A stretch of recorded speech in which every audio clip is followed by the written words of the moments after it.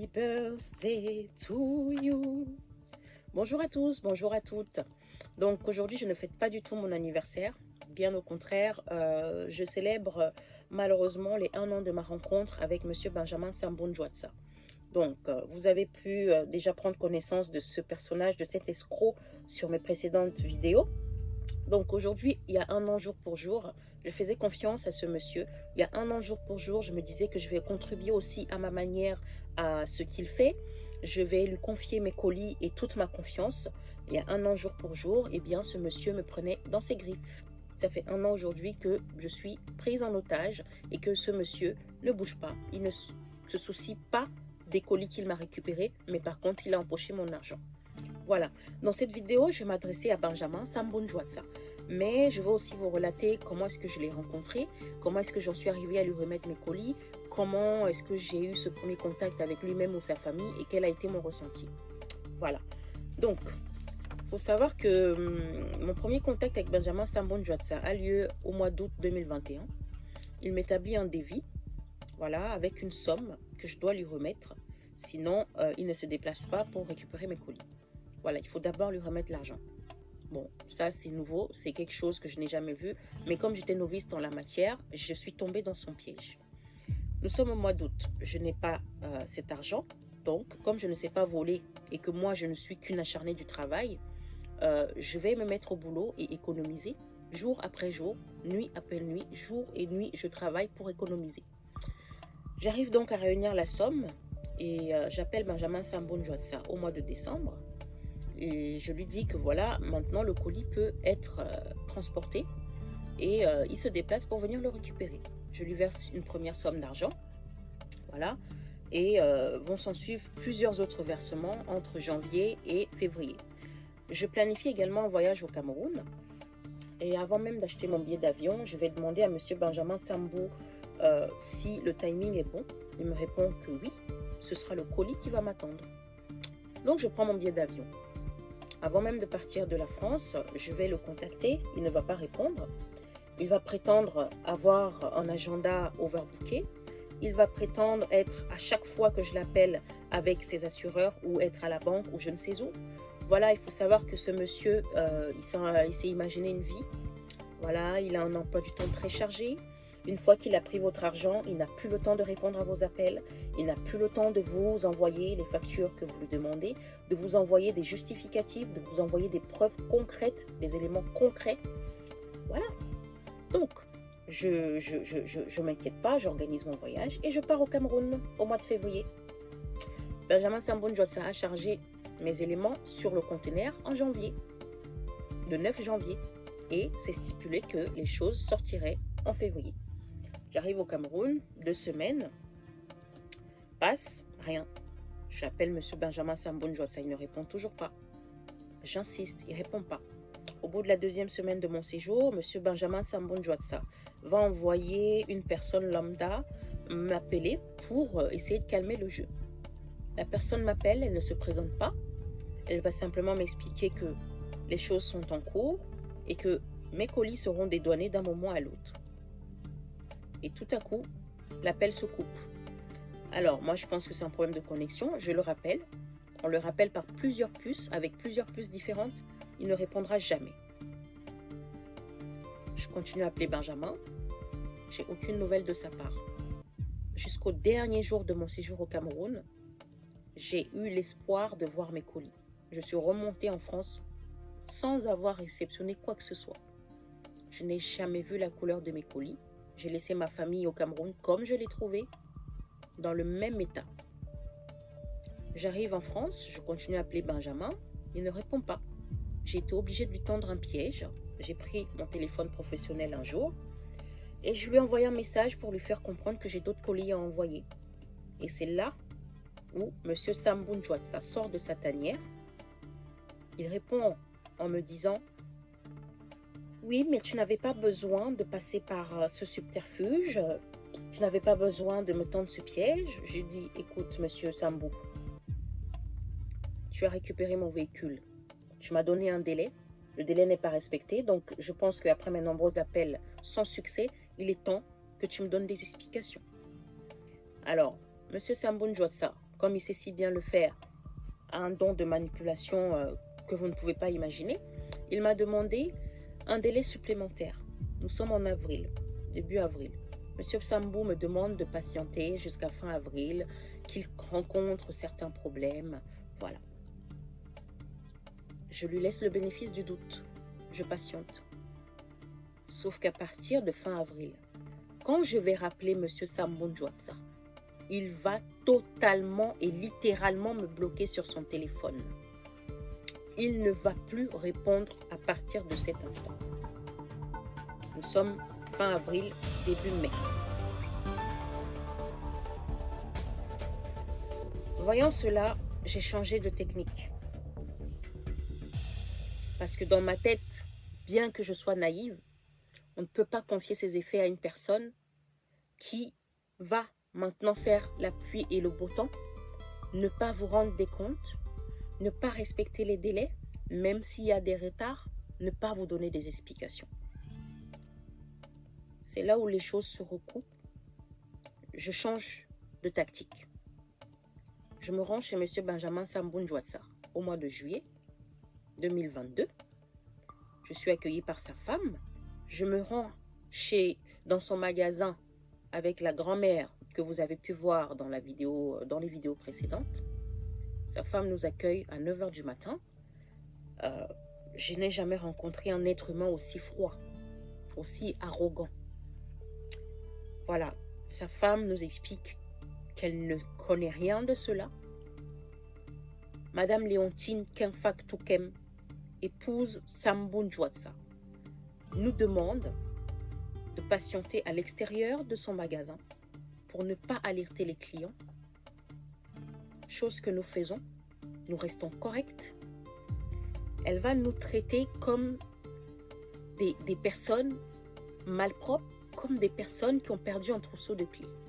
On va donc patienter dehors de 8 h à 17 h 30 parce qu'il faut savoir que son mari a dit qu'il ne venait à notre rencontre qu'à 17 h 30, vers 18 h.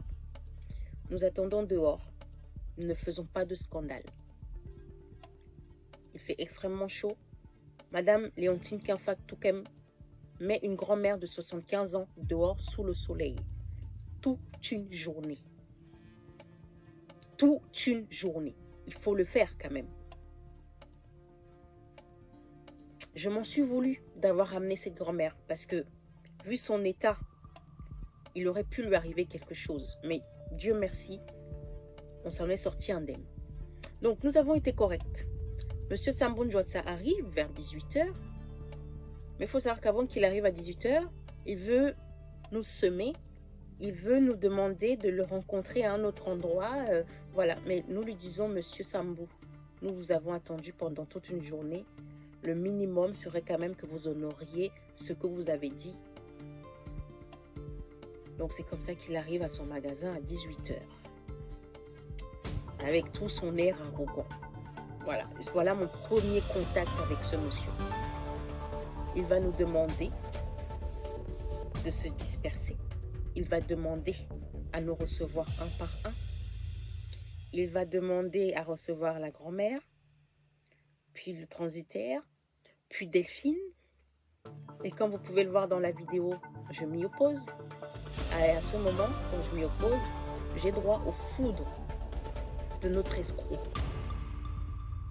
J'ai droit aux foudres de ce sorcier parce qu'il ne comprend pas que je puisse m'opposer à ce qu'il dit. Dans la tête de Monsieur Benjamin Sambou Njwatsa, vous devez exaucer ses ordres, vous devez appliquer ses ordres. Ce qu'il dit, c'est ce que vous devez faire. Vous avez pu avoir un petit aperçu dans les vidéos. Je ne reviens pas dessus. Je m'y oppose, j'ai droit à des foudres. J'ai droit à tu me pourris la vie. J'ai droit à si tu continues à ce jeu, tu vas perdre. J'ai droit à ce qui m'a beaucoup marqué d'ailleurs. J'ai droit au coup final sur mon cou. J'ai droit à ce que le monsieur Sambou Njwatsa me dise. Si tu n'es pas content, tu peux aller te pendre ou te plaindre à qui tu veux. J'ai les enregistrements. Monsieur Sambunjwatsa. J'ai droit à ça. Monsieur Sambunjwatsa m'a mis dehors. Très bien, il discute. Il demande encore des délais supplémentaires. Il joue de sa capacité à manipuler les gens. Voilà. On retourne à Paris. Il a réussi. Il a réussi à nous faire rentrer à Paris sans aucune réponse concrète. Voilà. Je vais ensuite aller chez M. Sambunjwatsa à plusieurs reprises. 4 fois, pour être plus précise. À 4 reprises, je me rends chez M. Sambunjwatsa. À 4 reprises, j'ai le droit à la même personne. À la même personne, au même démon. Monsieur Sambunjwatsa vit sa vie. Il est avec sa famille à Lille. Il ne se soucie pas des gens, des personnes à qui il a pris des colliers et de l'argent, à qui il a pris la totalité de leurs économies depuis plusieurs années. Voilà. Et un fait qui est encore aussi marquant et que je dois partager avec vous, c'est qu'après mes nombreux allers-retours à Lille, après avoir rencontré d'autres membres de sa famille qui lui ressemblent tout autant, M. Sambunjwatsa a eu le courage et l'audace d'aller porter plainte à mon égard. Objet de la plainte, harcèlement.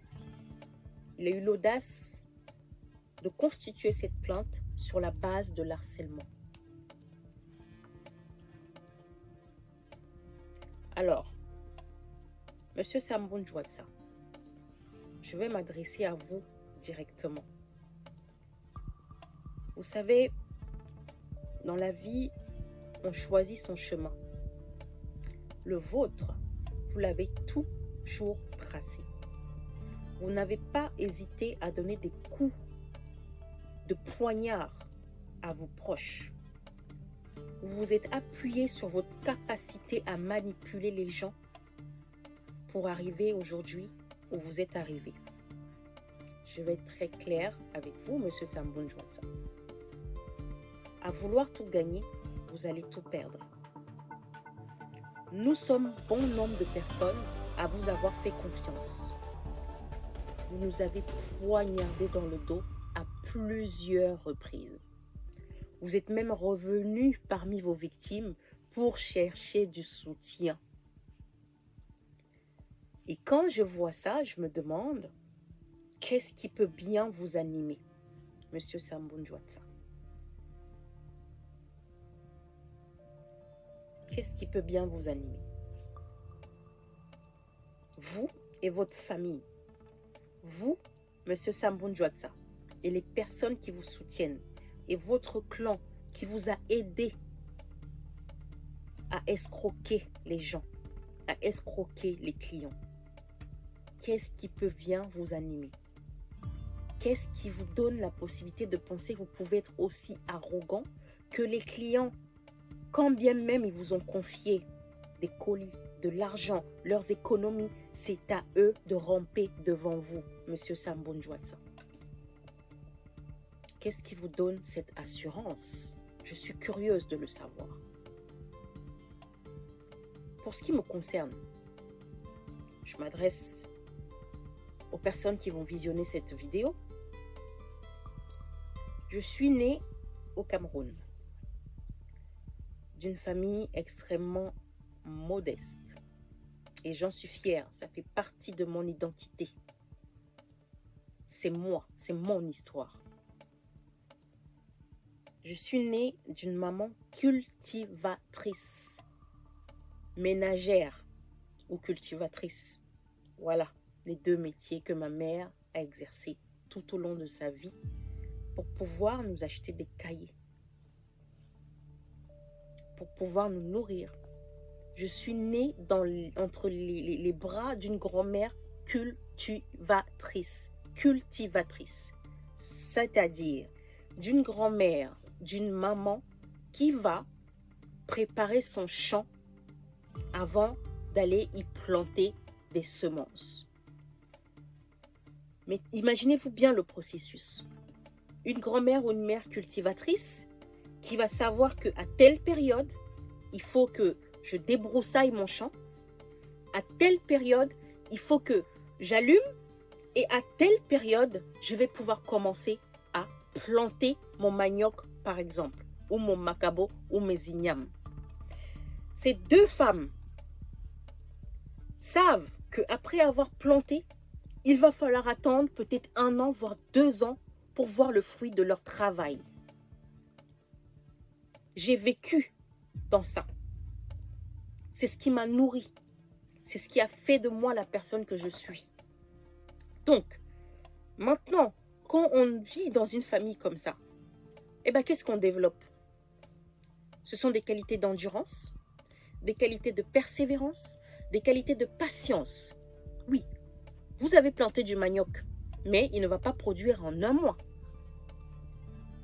C'est là où je suis vraiment étonnée de ce choc de vision entre moi qui a cultivé la patience, le travail, et ce monsieur Sambou Njwatsa qui pense que en claquant des doigts, on peut avoir des sommes colossales, en escroquant des gens, on peut avoir des sommes colossales et réaliser des projets en espace de 6 mois.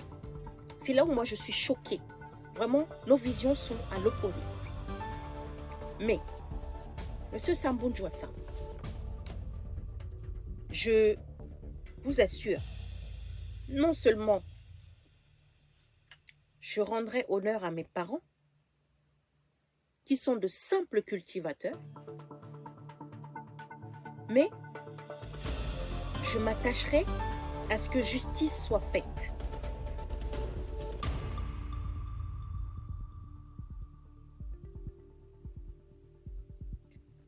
Remettez-vous dans la tête ce processus que je vous ai décrit.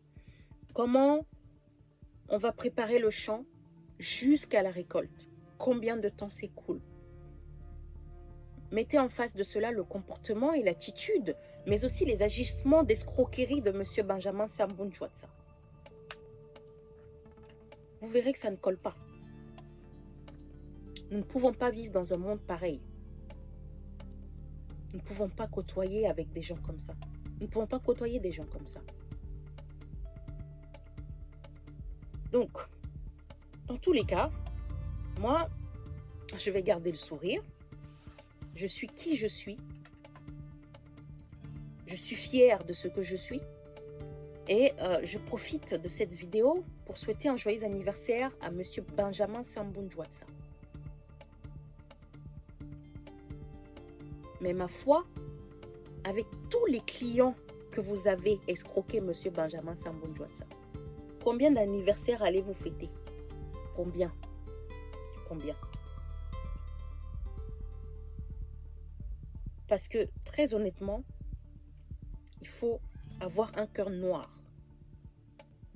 Il faut dîner à la table du diable pour agir ainsi. Pour arnaquer des gens. Pour les prendre en otage comme ça pendant plusieurs années sans bouger le petit doigt. Il faut avoir le cœur. Un cœur noir, un cœur de pierre. Et ce cœur de pierre-là, vous le portez, Monsieur Sambou. Vous le portez. Aujourd'hui, je vous souhaite un bon anniversaire. Je vous souhaite une très bonne année. La réussite, la récolte de ce que vous avez semé. Oui. Je vous souhaite une excellente récolte. Ce que vous avez fait fera toujours partie de votre vie. Ça n'appartiendra jamais au passé. Ce sera toujours dans votre présent et dans votre futur. Merci à vous tous. Merci d'avoir visionné cette vidéo. Partagez énormément. Parce que ici en France, il y a des compatriotes qui vous veulent que du mal. Il y a des compatriotes qui manipulent leurs propres frères, qui sont prêts à vous mettre des couteaux dans le dos pour l'argent facile. Je préfère naître d'une famille de cultivateurs et de cultivatrices que de naître dans une famille d'escrocs, de père en fils. Merci à vous tous et un excellent réveillon, une excellente année. Que Dieu vous donne l'esprit de discernement. Que jamais vos efforts ou vos économies soient mis à néant par des individus comme M. Benjamin Sambon-Joatsa. Personne ne le mérite. Soyez vigilants. Entraidez-vous. Soutenez-vous de la bonne manière. Alertez. Parlez-en autour de vous. Parce que ça n'arrive pas qu'aux autres. À bientôt pour une autre vidéo.